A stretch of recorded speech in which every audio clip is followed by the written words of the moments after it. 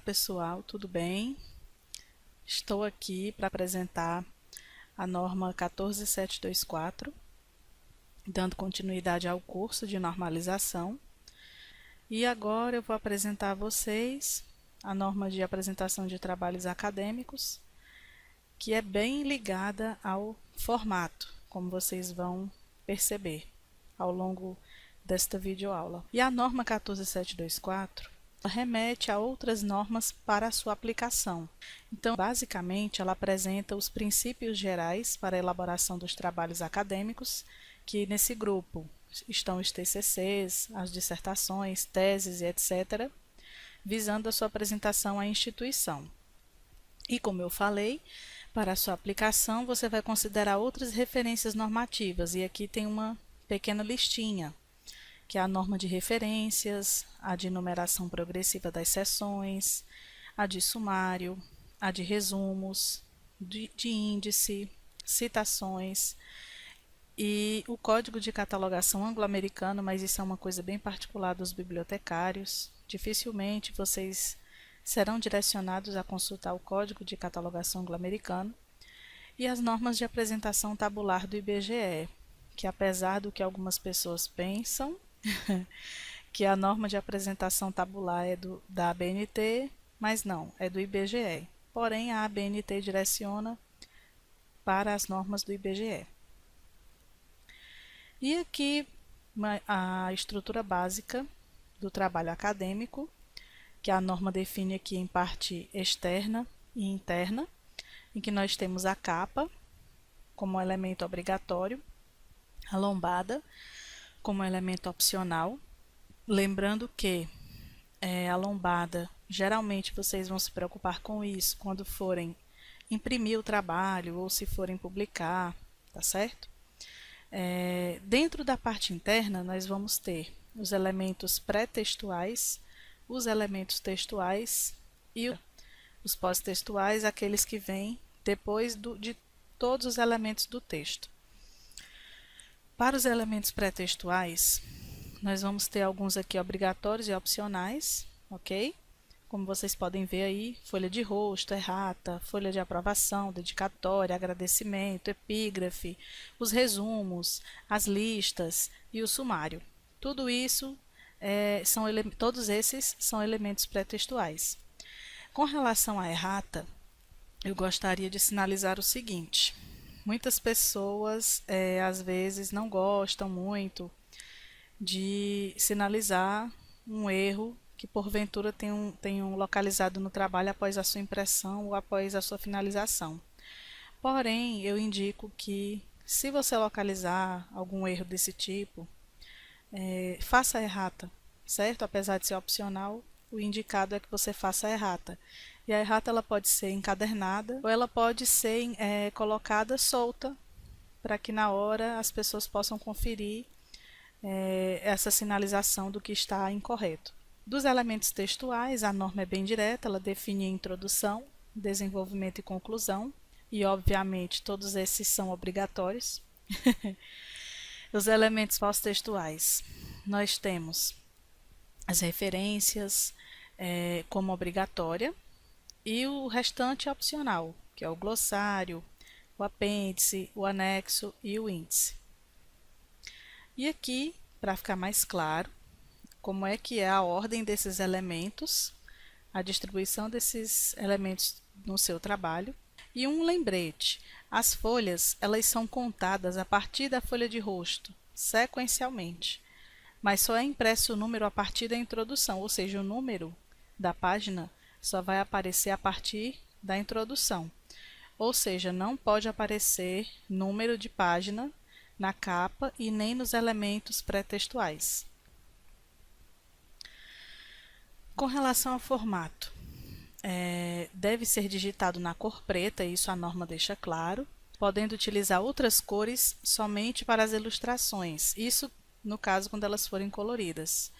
Se impresso o trabalho, indicam utilizar papel branco ou reciclado no formato A4, inclusive essa mudança na norma em 2011 foi considerada uma mudança positiva, ecologicamente correta, permitindo aí a utilização também do papel reciclado. Com relação à fonte, o tipo de letra, apesar do que as pessoas também pensam, a ABNT não especifica o tipo de fonte. Ou seja, você pode basicamente utilizar a fonte que desejar. Contudo, consultem a instituição a que vocês pertencem. Quem pertence ao UFC sabe que vai utilizar a fonte Arial ou Times New Roman, como está indicado no guia de normalização da UFC.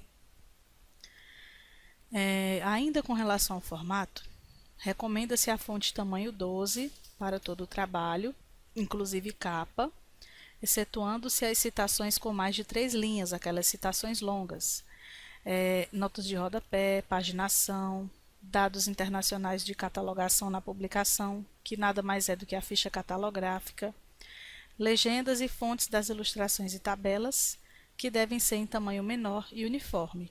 Reparem que a norma fala em tamanho menor e uniforme para esses outros elementos.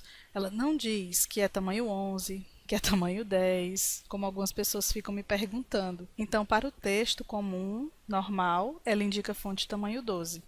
Porém, o tamanho menor que você vai usar para esses elementos aqui descritos, como as citações com mais de 3 linhas, notas de rodapé, etc., você vai utilizar uma fonte menor, certo? Pode ser 10, pode ser 11, fica a seu critério. Tudo na norma eu costumo dizer, é questão também de bom senso na aplicação. E todo o texto deve ser digitado com espaçamento de 1,5 entre as linhas e também, voltando a dizer, com exceção desses elementos aqui, das citações com mais de 3 linhas, as notas de rodapé, referências, legendas, das ilustrações e das tabelas, a natureza, que é o tipo do trabalho, o objetivo, o nome da instituição a que é submetido e área de concentração, que devem ser digitados em espaço simples. As referências ao final do trabalho, de acordo com a norma 14724, de apresentação de trabalhos acadêmicos, elas devem ser separadas entre si por um espaço simples em branco. E aqui, algumas pessoas que tiverem boa memória vão lembrar, opa, mas a 6023 me diz uma coisa um pouco diferente. E aqui foi um pequeno conflito entre a norma 6023 da elaboração de referências com a norma 14724, que foi lançada em 2011. Na dúvida, conversem com o orientador, conversem com o bibliotecário. Ou, seguindo a lógica, vocês podem utilizar essa recomendação da 14724 de 2011, que é uma norma mais nova do que a 6023. Então, para esse quesito de separação entre uma e outra, como ela recomenda aqui espaço simples em branco, vocês vão utilizar um espaço simples em branco. Ah, Juliana, mas e se eu quiser fazer 100% de acordo com a norma 6023? Aí é o que eu sempre digo, a norma não foi extinta, não foi revogada, não posso dizer que você está errado. Embora algumas pessoas recomendem utilizar a norma mais atual. Com relação à folha de rosto e à folha de aprovação, o tipo do trabalho, o objetivo, o nome da instituição e a área de concentração, estes devem ser alinhados no meio da mancha gráfica para a margem direita. Esse meio da mancha gráfica é o meio da página, certo, gente? A norma ela tem, assim, alguns jargões, um certo bibliotequês, mas não se preocupem que eu vou esclarecendo à medida do possível e sempre que eu puder e que vocês tiverem dúvidas com relação a esse linguajar. No guia de normalização, a gente recomenda esses 8 centímetros, porque se você for reparar, utilizando a régua mesmo do seu editor de texto, que pode ser o Word ou o LibreOffice, vai dar exatamente ou mais ou menos esses 8 centímetros. Então, no guia, a gente recomenda esses 8 centímetros. A norma ela não diz que são os 8 centímetros, ela só diz que tem que ser no meio da mancha gráfica, para a margem direita. Tá certo? E com relação a parágrafo, a ABNT não faz menção ou recomendação nenhuma do recuo para parágrafo, que muitas pessoas se espantam quando eu relembro isso, porque realmente, se a gente for ler a norma de cabo a rabo, não tem. O que, no máximo, você escuta falar por aí, em algumas instituições, alguns padrões de parágrafo, de recuo. O recuo padrão do Word é em torno de 1,27, 1,25. O guia de normalização da UFC recomenda 2 centímetros de recuo para parágrafo. Então, com relação a parágrafo, vocês já vão saber que a ABNT não faz nenhuma menção, nenhuma recomendação. Portanto, vocês ficam à vontade para utilizar o recuo padrão do editor de texto ou utilizar um recuo padronizado pela sua instituição. No caso aqui na UFC, nós recomendamos 2 centímetros. As citações longas com mais de 3 linhas, elas devem aparecer em fonte menor e ter recuo de 4 centímetros da margem esquerda. No guia de normalização, nós recomendamos a fonte tamanho 10 para as citações longas. Lembram-se que há alguns slides atrás eu tinha mostrado aqui que para as citações longas a norma recomenda fonte menor e um tamanho menor e uniforme. Porém, no guia de normalização da UFC, nós recomendamos o tamanho 10 para essas citações longas e o recuo de 4 centímetros da margem esquerda, conforme recomendações da norma. Aqui um exemplo, com uma folha, para que vocês vejam a questão dos espaçamentos, do início da seção primária numa nova folha, citações longas aqui separadas do texto, que as precede, as sucede, por um espaço simples em branco, isso nas citações longas. Um exemplo aqui de nota de rodapé, com espaço simples, entre linhas. Então, esse exemplo aqui é bastante claro, para que não reste dúvida nenhuma de como deve ser o formato do trabalho que vocês devem entregar. E aqui, para ninguém esquecer, as margens, porque eu já vi as pessoas dando aí tamanhos diversos para as margens que deve ter o trabalho. Já vi gente dizendo que era 3,5, 2,5, enfim. O correto, recomendado pela norma, é que na margem superior e esquerda são 3 centímetros, na margem direita e inferior 2 centímetros. Em papel branco reciclado, formato A4, deve ser a impressão desse trabalho ou digitação. Fonte tamanho 12 e o espaçamento entre linhas 1,5. Aqui é para ninguém esquecer. Com relação à paginação, as folhas ou páginas pré-textuais, como eu já tinha dito no começo, elas devem ser contadas, mas elas não são numeradas. Para os trabalhos digitados somente no anverso, ou seja, na parte da frente, na frente da folha, todas as folhas, a partir da folha de rosto, devem ser contadas sequencialmente, considerando somente o anverso, somente frente. A numeração, ela deve figurar a partir da primeira folha da parte textual, geralmente a introdução, em algarismos arábicos, no canto superior direito da folha, a 2 centímetros da borda superior, ficando o último algarismo a 2 centímetros da borda direita da folha. Essa é uma recomendação expressa do guia da UFC. E aí eu deixei o link de 2 tutoriais que vocês podem acessar no site da biblioteca da UFC, com relação a inserir número de página no Word ou LibreOffice. Quando o trabalho for digitado em anverso e verso, ou seja, frente e verso da folha, que aí quando é frente e verso, eu já passo a chamar de página. A numeração das páginas deve ser colocada no anverso da folha, na frente da folha, no canto superior direito e no verso no canto superior esquerdo. No caso de o trabalho ser constituído de mais de um volume, deve ser mantida uma única sequência de numeração das folhas ou páginas, do primeiro ao último volume. e havendo apêndice e anexo, as suas folhas ou páginas devem ser numeradas de maneira contínua e sua paginação deve dar seguimento à do texto principal. Em termos práticos, minha gente, você olhando lá o seu editor de texto, aqui tem um exemplo do Word, tem aqui quais os menus que você vai acessar para inserir a página, certo? Menu inserir, e aí você vai procurar número de página. Com relação àquele espaço de 2 centímetros da borda, você vai escolher aqui nessa parte de ferramentas de cabeçalho e rodapé, design, cabeçalho e rodapé você vai deixar 2 centímetros. E aqui das margens, as configurações, você vai acessar aqui, também naquele menu, margens, layout da página, e você vai acertar para as margens corretas, que é 3 e 2.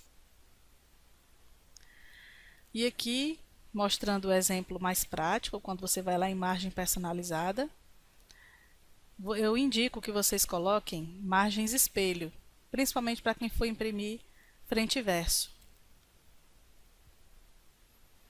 E aqui, mostrando novamente. Com relação às notas de rodapé, elas devem ser digitadas dentro das margens do trabalho e separadas do texto por um filete de 5 centímetros a partir da margem esquerda. A partir da segunda linha da mesma nota, devem ser alinhadas abaixo da primeira letra da primeira palavra, de forma a destacar o expoente sem espaço entre elas e com fonte menor. O que eu estou querendo relembrar com isso? Além do filete de 5 centímetros da nota, eu tenho ali o número sobrescrito. Essa nota ultrapassa a primeira linha, ela vai para a segunda linha. Essa segunda linha e as subsequentes, elas não podem continuar embaixo do número, elas têm que continuar exatamente embaixo da primeira letra, da primeira palavra, da primeira linha. Os indicativos de seção, o que a norma diz sobre isso? Os indicativos numéricos, eles devem ser em algarismo arábico, de uma seção que precede o seu título, alinhado à esquerda, separados por um espaço de caractere. Traduzindo, eu vou colocar lá espaço, e aí introdução. Nada de ponto introdução, ou traço introdução. Esqueçam o traço, esqueçam o ponto entre o número e o título da seção. É apenas um espaço que vocês vão utilizar. Os títulos das seções primárias, eles devem começar em página ímpar, ou seja, no anverso, na parte superior da mancha gráfica, ou seja, no início de uma nova página, e ser separados do texto que os sucede por um espaço entre as linhas de um e-mail. Os títulos das subseções devem ser separados do texto que os precede e que os sucede, por um espaço entre as linhas de um e-mail. Títulos que ocupem mais de uma linha devem ser a partir da segunda linha, alinhados abaixo da primeira letra da primeira palavra do título. Também aqui novamente traduzindo, eu tenho um título de uma seção que é muito grande, ele passa de uma linha. A partir da segunda linha eu vou alinhar embaixo da primeira letra da primeira palavra do título, não pode continuar embaixo do número, tá certo? E os títulos que não possuem indicativo numérico. Esses títulos são a errata, os agradecimentos, as listas de ilustração, de abreviaturas e siglas, de símbolos, os resumos, o sumário, as referências, o glossário, os apêndices, os anexos e índices. Ou seja, todos esses títulos que não possuem um indicativo numérico, eles são centralizados. Com relação à numeração progressiva das seções, devem ser utilizados números arábicos, se limitar a numeração progressiva até a seção quinária, porque acreditem, existem pessoas que adoram caprichar, querem fazer seções infinitas se possível. O indicativo numérico da seção antecede o seu título, alinhado à esquerda, separado por um espaço de caractere em branco. Título da seção, ele deve ser separado do texto que o precede e o sucede por um espaço entre linhas em branco de um e-mail, relembrando aqui, E os títulos das seções, eles devem ser destacados gradativamente, ou seja, eu vou usando os destaques e vou colocando esses destaques de uma forma gradativa no sumário e no texto. Portanto, o mesmo destaque que eu dou no meu texto, eu tenho que dar lá no meu sumário. O que é que eu estou dizendo com isso? Se a minha seção primária, por exemplo, em espaço introdução, ela está escrita toda em caixa alta, em negrito, lá no meu texto, no meu sumário, ele também deve estar escrito dessa maneira, todo caixa alta e em negrito. Utilizando-se os recursos tipográficos, como letras maiúsculas, minúsculas, negritos, itálicos e sublinhados. Aqui um exemplo, de acordo com a norma, seção primária, seção secundária, terciária, quaternária e quinária. A norma limita até a seção quinária, então quem quiser fazer 6 seções em diante, a norma não permite mais. E aqui um exemplo prático, para que vocês vejam aqui da seção primária, dos espaços entre essas seções, certo? E aqui o recuo a partir da segunda linha do título. E todas essas seções, elas devem conter um texto relacionado a elas, e são numeradas apenas as seções dos elementos textuais. Com relação à alínea e subalínea, quando for necessário enumerar diversos assuntos dentro de uma seção, é preciso utilizar as alíneas e, quando for o caso, subalíneas. O que são as alíneas? Como é que eu posso fazer as alíneas? Elas são ordenadas alfabeticamente por letras minúsculas, seguidas de parênteses e recuadas em relação à margem esquerda, conforme vocês podem ver no exemplo. Iniciadas por letra minúscula e terminada em ponto e vírgula, exceto a última linha, que deve terminar em ponto final. O texto da alínea deve terminar em 2 pontos, se houver subalíneas, e a segunda e as seguintes linhas da alínea começam abaixo da primeira letra do texto da própria alínea. Aqui, alínea e subalínea, continuando, com relação às subalíneas, elas devem começar por um travessão, seguido de espaço e recuadas em relação à alínea. Devem iniciar por letra minúscula e terminadas em ponto e vírgula. Se não existir alínea subsequente, a última subalínea deve terminar em ponto final. Com relação às abreviaturas e siglas, deve-se colocar o nome por extenso quando aparece pela primeira vez no texto, seguido da abreviatura ou a sigla entre parênteses. Isso é uma recomendação clássica que eu acho que todo mundo aqui sabe. Quem não sabia ficará sabendo. Então, a primeira vez no texto, se eu for falar da Universidade Federal do Ceará, eu não posso colocar a UFC. Eu tenho que dizer, a primeira vez no texto, a Universidade Federal do Ceará, entre parênteses, UFC, conforme aqui está no exemplo, criada pela Lei 2373 de 1954, é uma autarquia vinculada ao Ministério da Educação, o MEC, sediada em Fortaleza. A UFC é composta por 7 campi. Campi, em latim, é o plural de campus. E aqui alguns exemplos.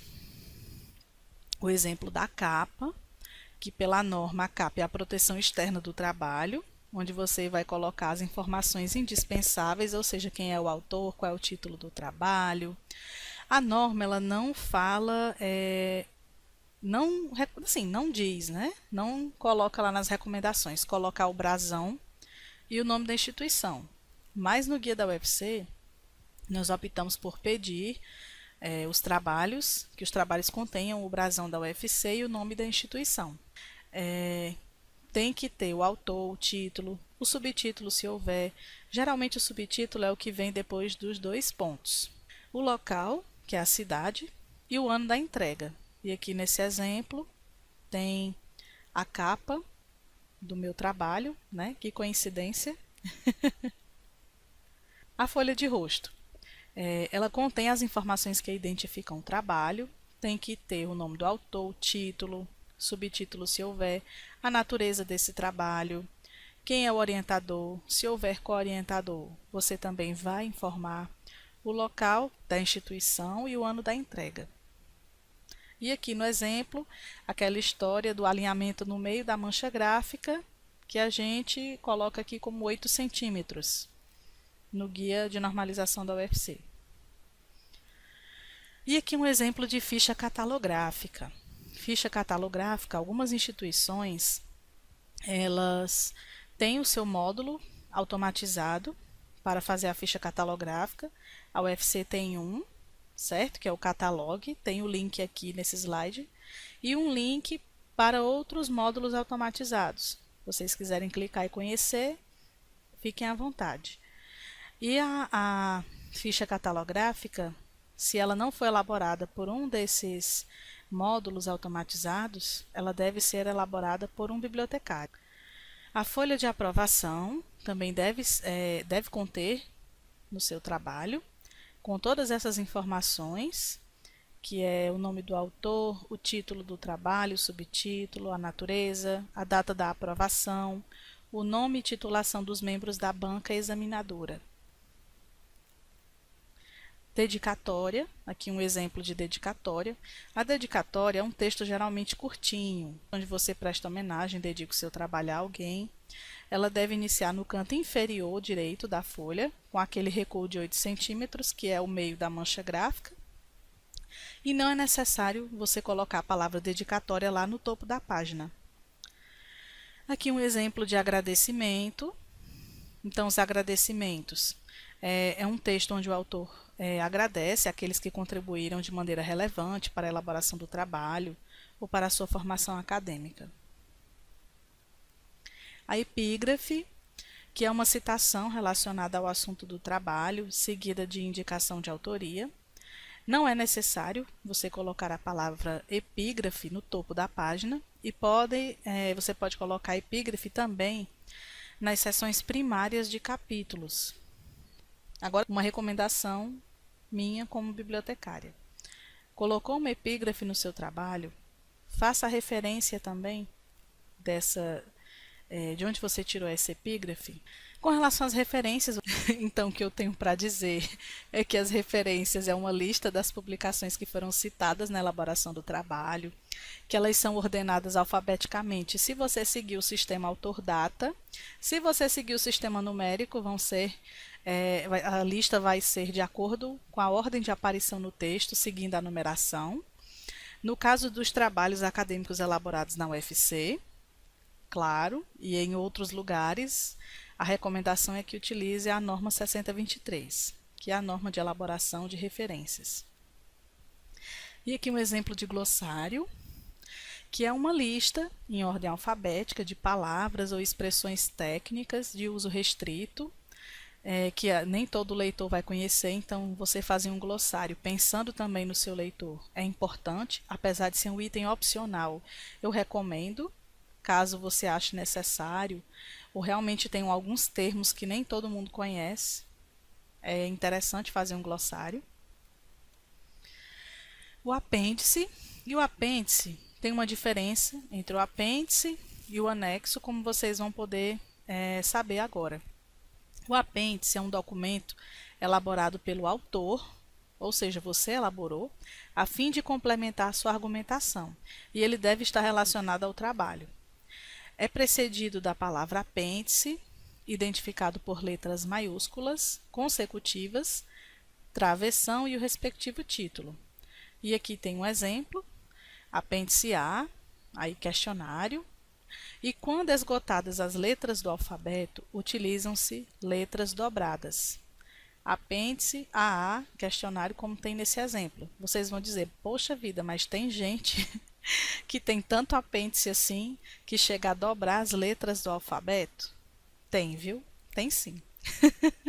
E aqui ao lado tem um exemplo de apêndice, que é uma ficha terminológica, que eu achei super interessante de um trabalho aqui da UFC. Então, está aí o exemplo para que vocês vejam. O próprio autor elaborou essa ficha, então nesse caso é apêndice.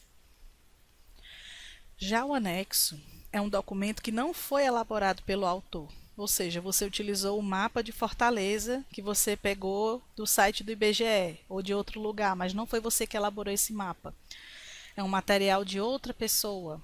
Então, nesse caso, é anexo, que ele serve de fundamentação, comprovação ou ilustração. Ele é precedido da palavra nexo, identificado por letras maiúsculas consecutivas, travessão e o respectivo título. E aí tem um exemplo, anexo A, mapa de Fortaleza, e a mesma recomendação do apêndice. Quando esgotadas as letras do alfabeto, utilizam-se as letrinhas dobradas, ok? Então, haja anexo. Também já vi trabalhos aqui que tinham anexos a perder de vista e que dobraram sim as letras do alfabeto. Basicamente, uma perguntinha que me fazem, eu já vou logo dizendo a vocês. Juliana, eu tirei uma foto numa pesquisa de campo que eu fiz. Essa foto que eu tirei, ela entrará como apêndice ou como anexo? De novo, vou relembrar. Se a foto foi você que tirou, é apêndice. Se a foto não foi você que tirou, foi outra pessoa, ou você viu essa fotografia em outro local e vai utilizar no seu trabalho, é anexo, certo? E indique a fonte desse material. E o índice, que é de acordo com a norma 6034, nem todo mundo gosta de fazer o índice para o seu trabalho, porque realmente é um outro trabalho. Mas quem gosta e quer fazer um índice do seu trabalho, é bem interessante. E que bom que é um item opcional, porque já pensou todo mundo ter que fazer um índice?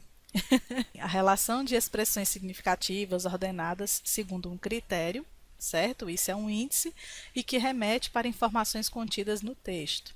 Os índices eles podem ser alfabéticos, sistemáticos, cronológicos, numéricos ou alfanuméricos. Eles podem ter um enfoque especial, ou seja, um índice de autores, de assuntos, título. E aqui são as referências utilizadas para essa aulinha. Quero lembrar vocês que nós teremos mais um vídeo. Não vou me estender muito.